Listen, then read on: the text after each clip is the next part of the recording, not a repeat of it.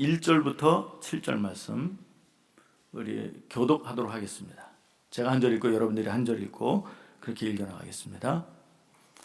그때 제자가 더 많아졌는데 헬라파 유대인들이 자기의 과부들이 매일의 구제에 빠짐으로 히브리파 사람을 원망하니 12사도가 모든 제자를 불러 이르되 우리가 하나님의 말씀을 제쳐놓고 접대를 일삼는 것이 마땅하지 아니하니 형제들아 너희 가운데서 성령과 지혜가 충만하여 칭찬받는 사람 7을 택하라. 우리가 이 일을 그들에게 맡기고 우리는 오로지 기도하는 일과 말씀 사역에 힘쓰리라 하니 온 무리가 이 말을 기뻐하여 믿음과 성령이 충만한 사람 스데반과 또 빌립과 브로고로와 니가노르와 디몬과 바메나와 유대교에 입교했던 안디옥 사람 니골라를 택하여 사도들 앞에 세우니 사도들이 기도하고 그들에게 안수하니라. 하나님의 말씀이 점점 왕성하여 예루살렘에 있는 제자의 수가 더 심히 많아지고 허다한 제사장의 무리도 이 도에 복종하니라. 아멘. 예, 오늘 말씀의 제목은 말씀 사역으로입니다. 우리 목사님 나오실 때 또 우리 환영의 박수 함께 하겠습니다. 또 큰 은혜 받으시기 바랍니다.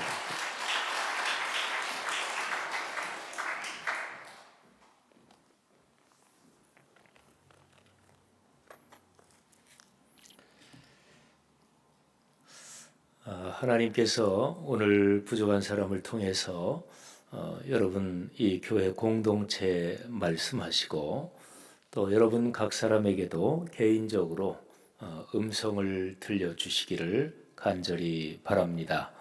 하나님께서는 공예배의 설교의 선포를 통해서 당신의 뜻을 드러내십니다. 오늘 그런 은혜로운 자리가 될 줄로 믿습니다. 살아오시면서 길이 보이지 않을 때가 있으셨지요.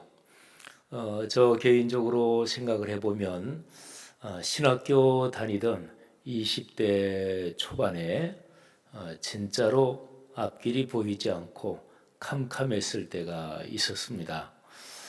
학부를 마치고 전도사로 승인을 받고 그리고 강원도에서 목회할 즈음에 어떻게 걸어가야 되나 그때는 캄캄하고 그런 거하고는 조금 다르지만 강원도 오대산 자락에서 목회하면서 하나님 어떤 길로 걸어가야 됩니까 하면서 길을 보여달라고 간절히 기도했던 때가 생각이 납니다.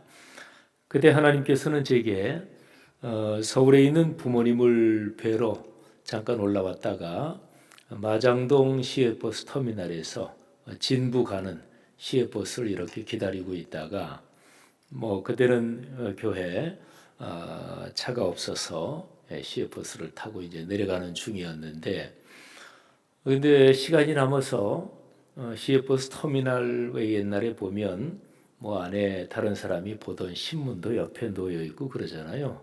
그런데 옆자리에 놓여 있던 어떤 사람이 보고 이렇게 놔두고 간 신문, 그것도 이렇게 쪼가리, 그냥 시간이 남았길래 그걸 이렇게 들고 보다가 하나님께서 그 신문 쪼가리 그거를 통해서 저한테 길을 보여주셨습니다.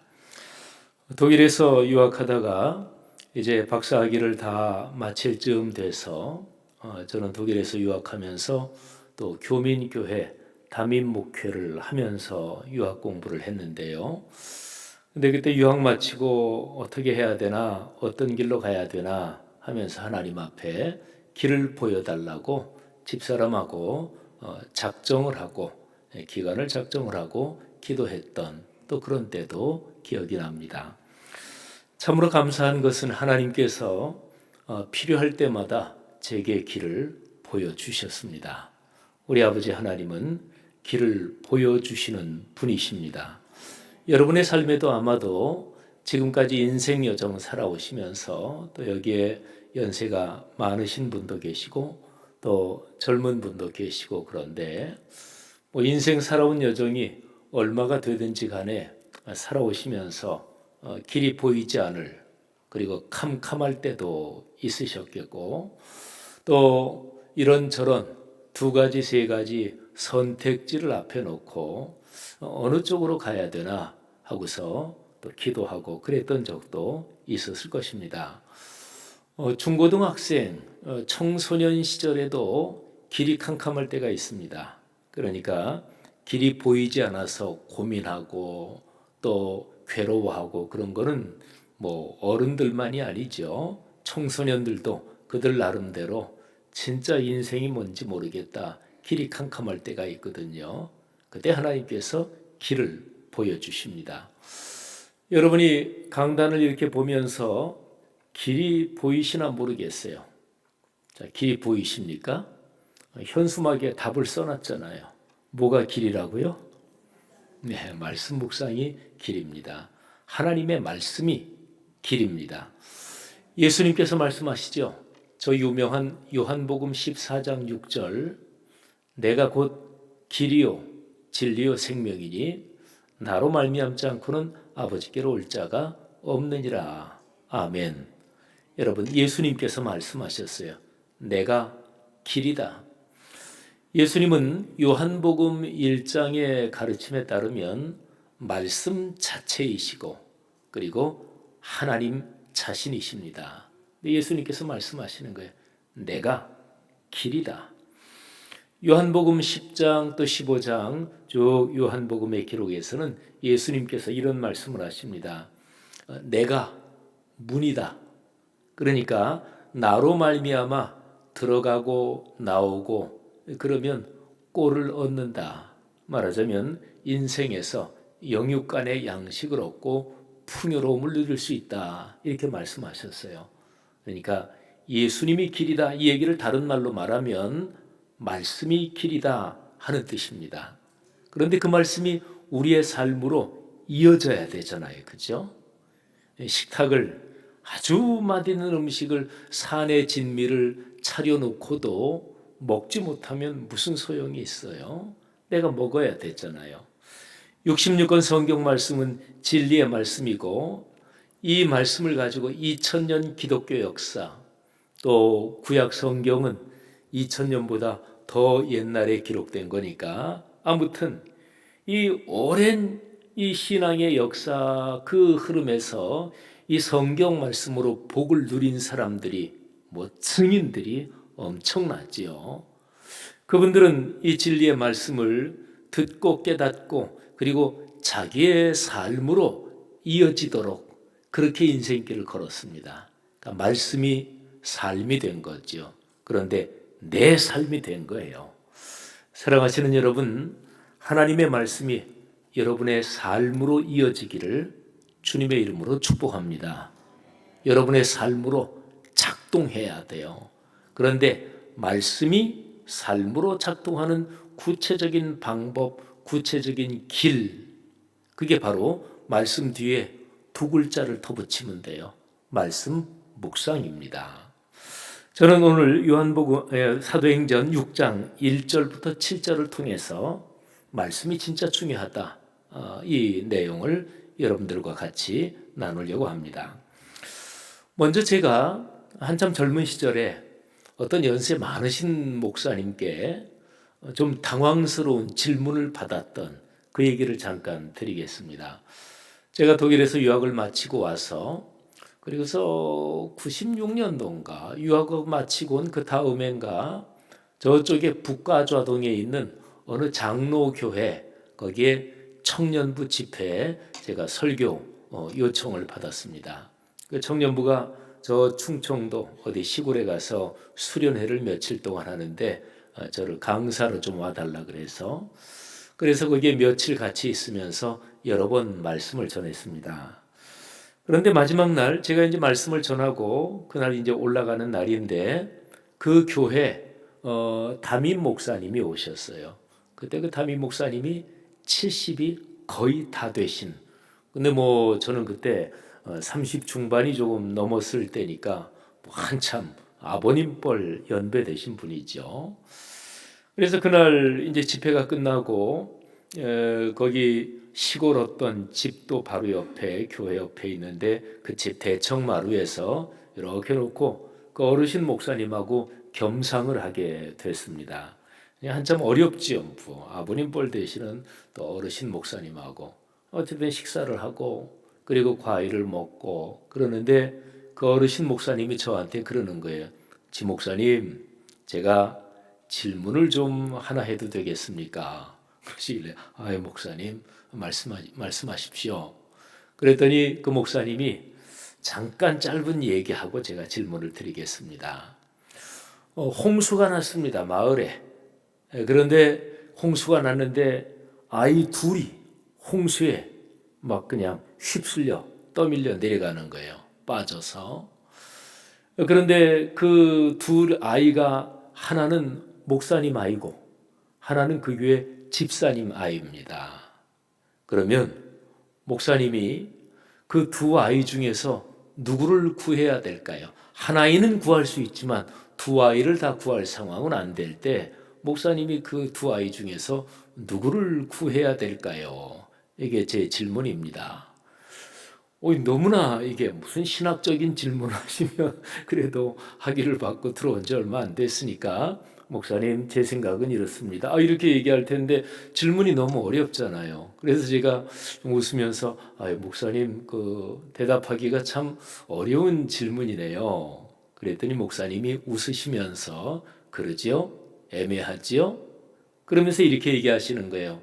아버지로서 목사가 자기 아이를 구해도 됩니다. 그거는 죄는 아닙니다.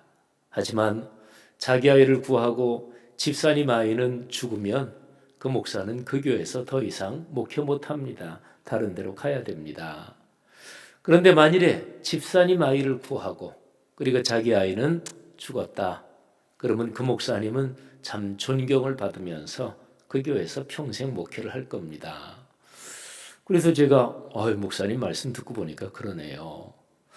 그런데 둘 다 뭐 자기 아이 구하고 집사님 아이 죽고 또는 집사님 아이 구하고 자기 아이 죽고 둘 다 이게 참 슬픈 상황이잖아요. 근데 인생 경험이 많으신 그 어르신 목사님이 이런 얘기를 하십니다. 그런데 다른 상황도 있을 수 있습니다.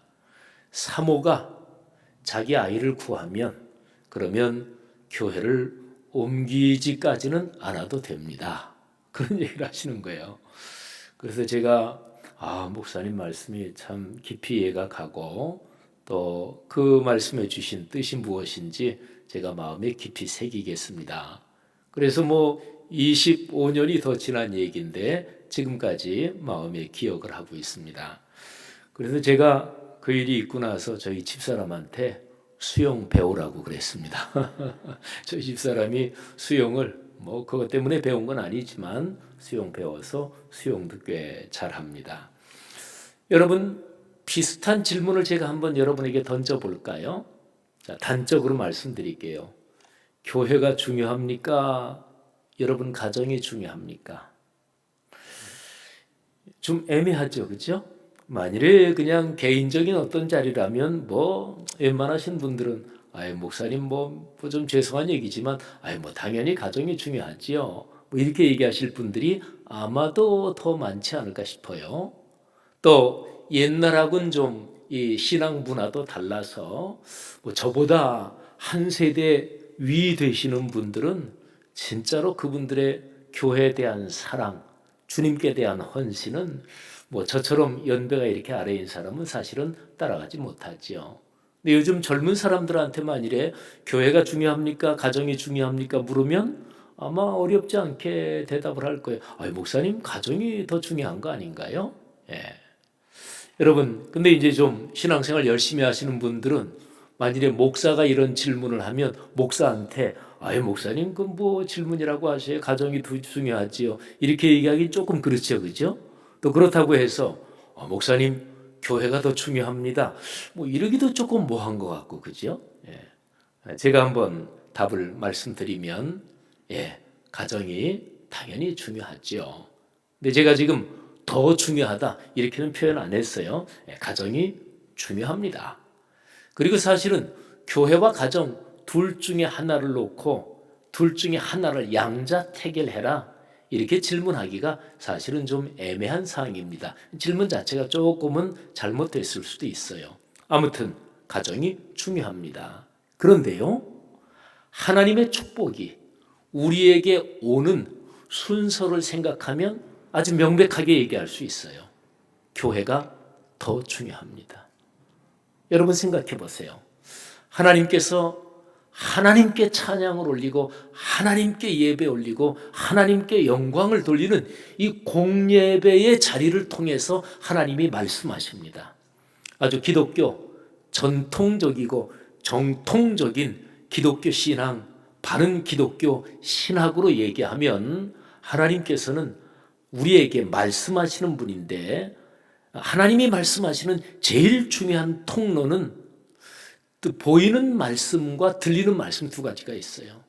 들리는 말씀, 공예배의 설교의 선포입니다. 보이는 말씀, 공예배의 성례전입니다. 이거는 세례와 성찬이죠. 하나님은 공예배의 말씀을 통해서 우리에게 음성을 들려주시고 그리고 축복을 내려주십니다. 그러니까 예배에 참석해서 예배를 중심으로 살아가면서 거기에서 하나님의 말씀을 듣고 그리고 하나님의 은혜가 임하고 그래서 그게 성도들의 각 가정으로 쭉 흘러가는 거예요. 그러니까 하나님의 은혜와 복이 흘러가는 순서로 말하면 명백합니다. 교회가 더 중요하고 그 순서로 말하면, 자, 교회가 더 중요한 이유 한 가지만 단적으로 말씀드리면 하고 이해하실 겁니다. 우리가 신앙생활하면서 가장 많이 듣는 얘기가 교회는 그리스도의 몸입니다. 여러분 이 표현을 조금만 생각해 보세요. 그리스도의 몸이라니까요. 여러분이 몸 할 때 내 몸이 아프면 자기 몸처럼 중요한 게 어디 있어요? 이건 직접적이잖아요. 아니면 조금 더 센 얘기를 할까요? 여러분의 손자나 손녀가 아프다. 그래서 병원에 입원해서 끙끙 앓고 있다. 할아버지 할머니 같으면 차라리 내가 아팠으면 더 좋을 텐데 그 생각 다 하시잖아요. 내 몸도 참 본능적으로 무엇보다 먼저지요. 그리고 내 손자 손녀가 아프면 그건 진짜로 할아버지 할머니로서는 차라리 내가 아팠으면 좋겠다. 그런데 그리스도의 몸이라니까요. 그리스도의 몸. 나를 위해서 십자가에 달려 돌아가시고 그리고 부활하셔서 내게 영생의 선물을 주신 그 주 예수 그리스도, 그리스도의 몸이 교회입니다. 사랑하시는 여러분, 여러분이 섬기시는 뉴욕 성결교회 이 그리스도의 몸인 교회가 더 건강해지고 더 풍요로워지고 더 은혜로워지고 그리고 코로나 엔데믹으로 넘어가는 이 시대에 더 큰 풍요로운 축복을 누리시기를 주의 이름으로 축원합니다. 사도행전을 보면 교회가 보입니다. 그러니까 교회가 보여야 돼요. 내 방식대로 보이는 거 말고요. 신앙생활하면서 하나님의 말씀에서 배우지 않고 내가 습관 든 대로 내가 신앙생활해온 내 관성과 타성대로 교회를 그렇게 보면 자신에게도 불행이고 교회에게도 덕을 끼치지 못합니다. 그런데 그것대로 말고 하나님이 가르치시는 대로 교회가 보여야 돼요. 그러면 성경 66권 중에서 특별히 사도행전을 제대로 보면 그러면 교회가 보여요. 교회가 이런 공동체구나. 교회가 이런 것이구나. 사도행전은 초대교회의 기록을 담아놓은 책이잖아요. 근데 사도행전 중에서 1장 1절부터 오늘 제 설교 본문이 들어가 있는 6장 1절부터 7절이잖아요. 근데 1장 1절부터 6장 7절까지가 사도행전의 처음 큰 한 덩어리입니다. 여기가 예루살렘 교회에 대한 기록이에요. 근데 6장 7절은 예루살렘 교회가 제일 최고로 부흥하고 참으로 아름다운 모습, 그거를 기록한 게 6장 7절입니다.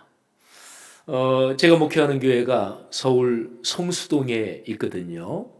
성수동이 요즘 대한민국에서 서울에서 가장 핫한 플레이스입니다. 아시는 분들은 아실 거예요.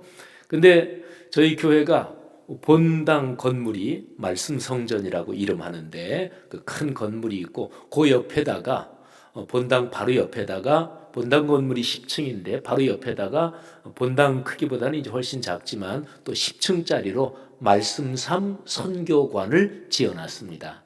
근데 말씀삼 선교관을 이렇게 정면에서 보면 위아래로 길쭉하죠. 그리고 여러분이 보는 방향에서 이 왼쪽 아래 여기에 이렇게 육자가 이렇게 있고 그리고 오른쪽 요 위에 보면은 칠자가 이렇게 건물 자체 아예 디자인이 돼 있어요. 그래서 이렇게 6 그리고 이쪽은 7 이렇게 그게 사도행전 6장 7절을 그렇게 건물에 아예 디자인을 박아놓은 것입니다.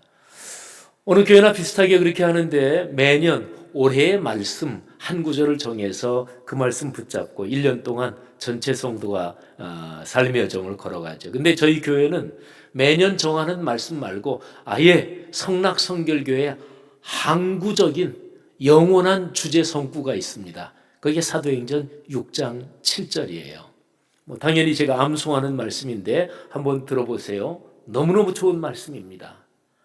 하나님의 말씀이 점점 왕성하여 예루살렘에 있는 제자의 수가 더 심히 많아지고 허다한 제사장의 무리도 이 도에 복종하니라. 아멘. 여러분의 교회에도 이 말씀이 작동하기를 간절히 축복합니다. 여러분 문맥을 보면 예루살렘 교회가 이 박해를 받습니다. 사도행전 2장 성령이 임하시고 계속해서 박해받고 공격을 받고 베드로를 비롯한 사도들이 감옥에 갇히고 채찍에 맞고 그런 험난한 모습이 계속 기록이 되어 있습니다. 근데 그런 중에도 예루살렘 교회는 믿음을 가지고 기도했고 성령의 능력으로 말씀을 계속 붙잡고 걸었습니다. 그래서 계속해서 부흥했어요. 6장 1절에 보면 그때 제자가 점점 더 많아졌다 이렇게 기록하고 있습니다. 그런데 문제가 생겨요. 교회 내부에 갈등이 생깁니다. 예루살렘 교회는 두 종류의 유대인들이 있었어요. 히브리파, 헬라파. 둘 다 유대인이에요.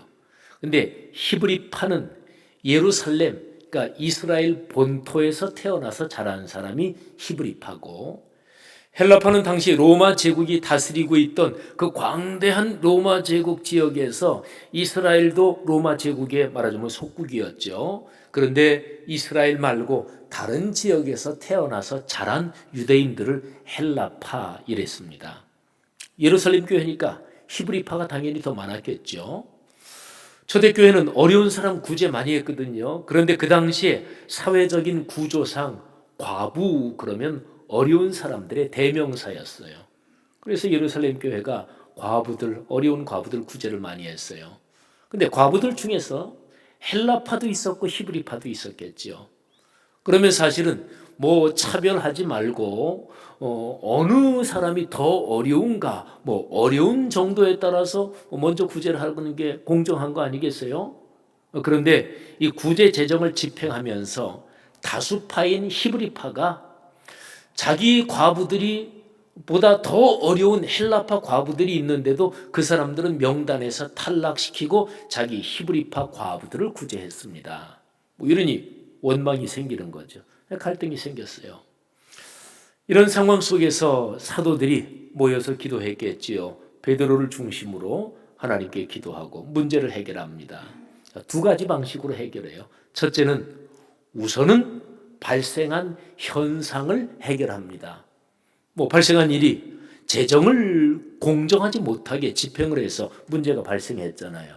그래서 재정을 공정하게 집행할 사람, 나랑 가깝다고 특혜를 준다든지 그 사람한테 내가 옛날에 신세 졌어 이런다 그래서 거기에 휘둘린다든지 그러지 않고 사적으로 휘둘리지 않고 하나님의 말씀에 따라서 공적으로 국가에서 하는 거를 공적이라 그러잖아요. 그런데 하나님 나라 이거는 공적인 의식이 더 분명해야 되잖아요. 그래서 하나님 나라 교회 공동체의 공적인 성경의 가르침에 따라서 봉사를 할 사람, 그런 사람을 7명을 뽑죠.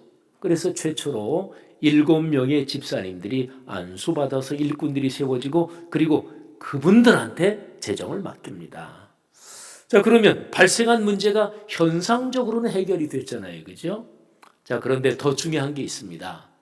현상적으로 발생한 문제를 해결하는 것 말고 이 문제가 근본적으로 어디서 왔는지 근원적인 치료를 하고 근원적인 해결을 하는 게 더 중요했습니다.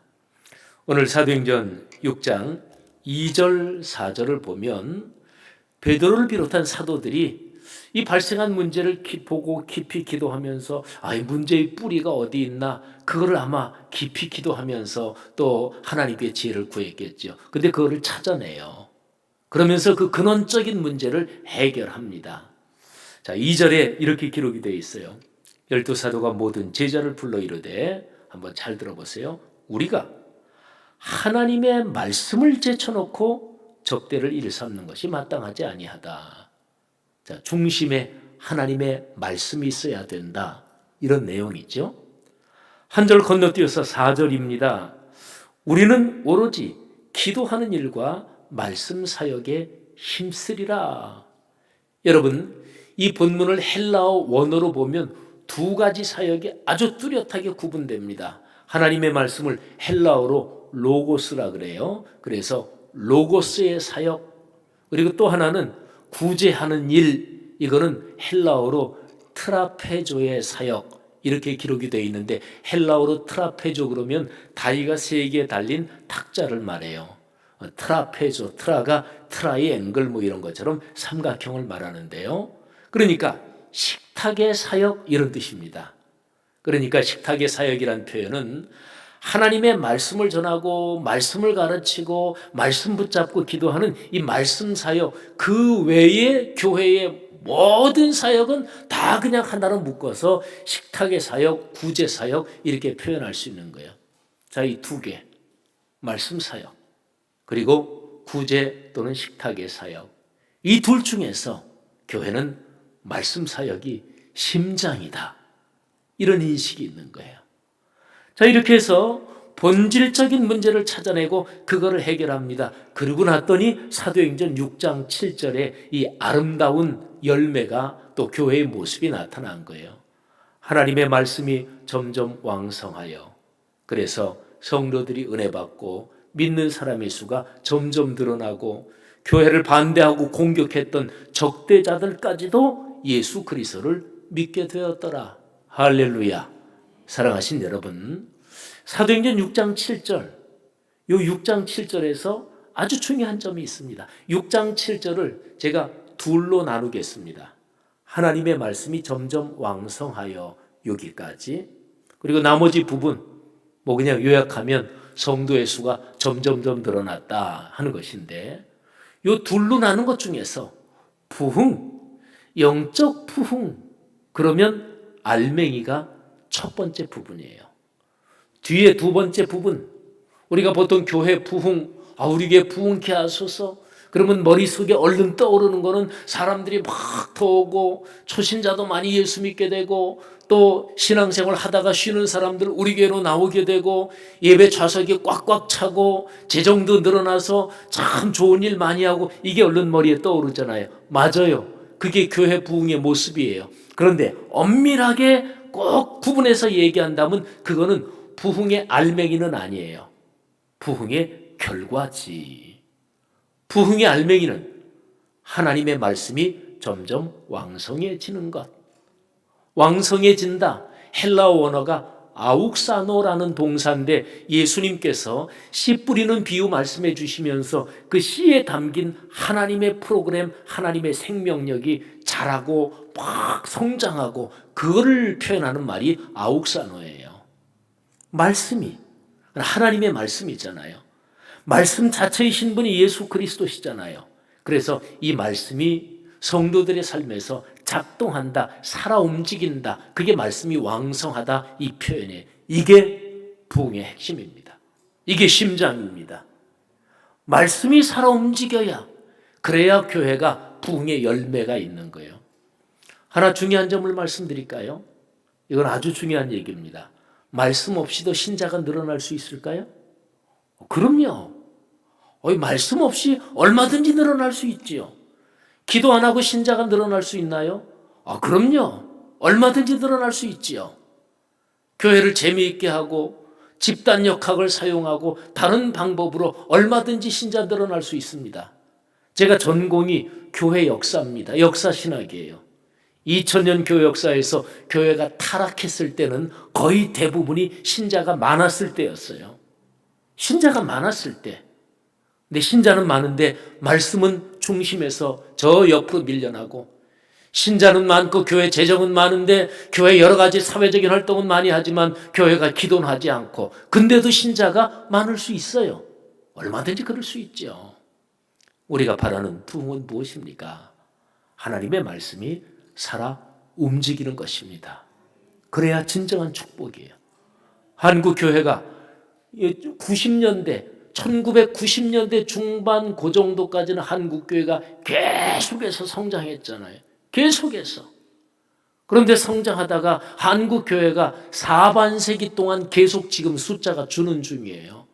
한국 교회가 사회적으로 많은 비판을 받아요. 그게 다 옳은 건 아니에요.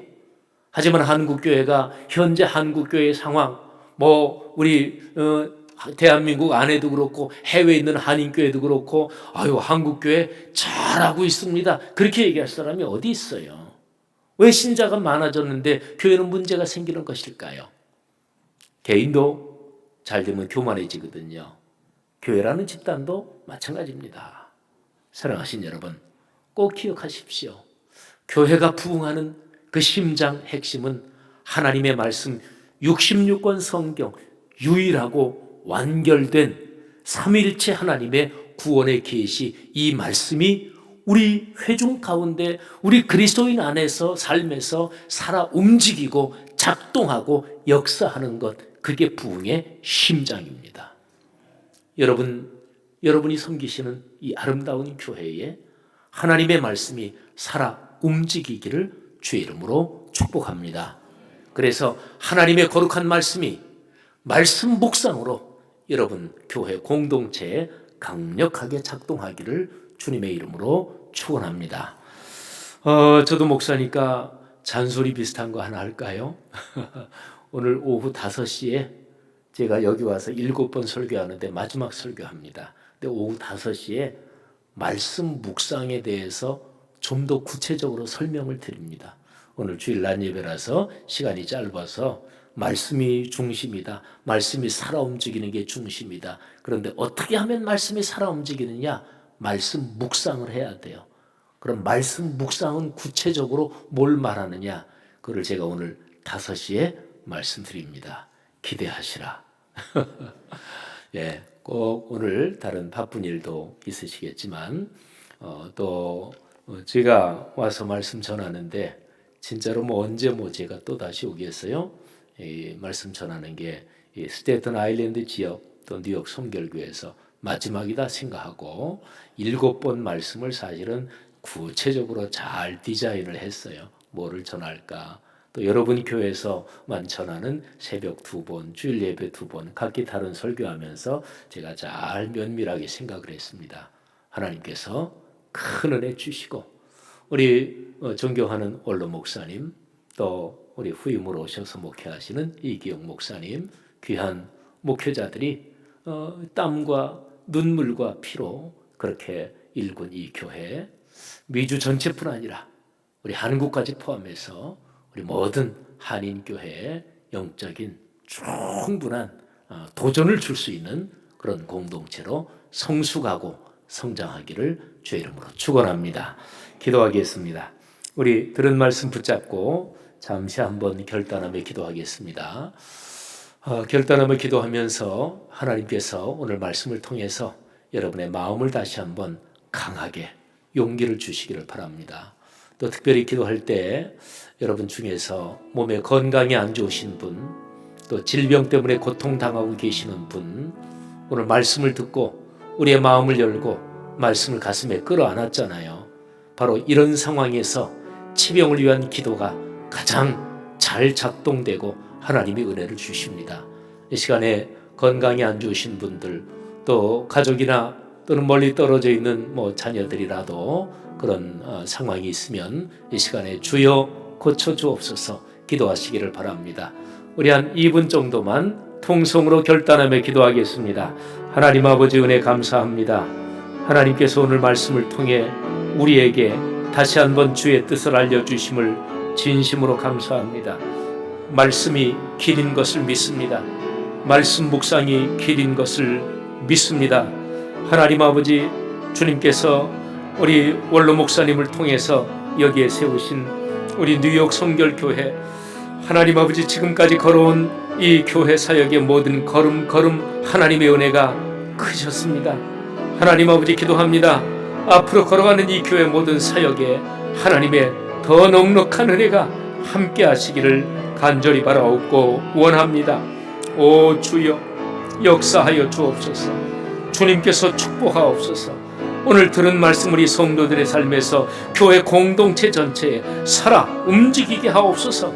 하나님 아버지, 특별히 이 시간에 기도합니다. 육신의 질병 때문에 고통을 당한 성도들, 주여 이 시간 안수하옵소서. 이 시간 치유하여 주옵소서. 하나님 아버지, 믿음의 기도에 주님께서 응답하여 주옵소서. 오 주님, 마음과 영혼이 건강하게 하옵소서. 주의 거룩한 말씀으로 담대하게 하옵소서. 걸어가는 삶의 여정 모든 상황에 하나님이 주시는 능력이 넉넉하게 함께하여 주옵소서. 감사합니다. 할렐루야. 축복합니다. 우리의 기도를 들으시는 주님을 찬양합니다. 오 주여 감사합니다. 할렐루야. 선포된 말씀을 듣고 믿음으로 응답하고 또 그렇게 순종해서 따르기로 결단한 사랑하는 성도들의 기도, 우리 아버지 하나님께서 응답하신 줄, 들으신 줄 믿습니다. 예수님 이름으로 기도 올립니다. 아멘.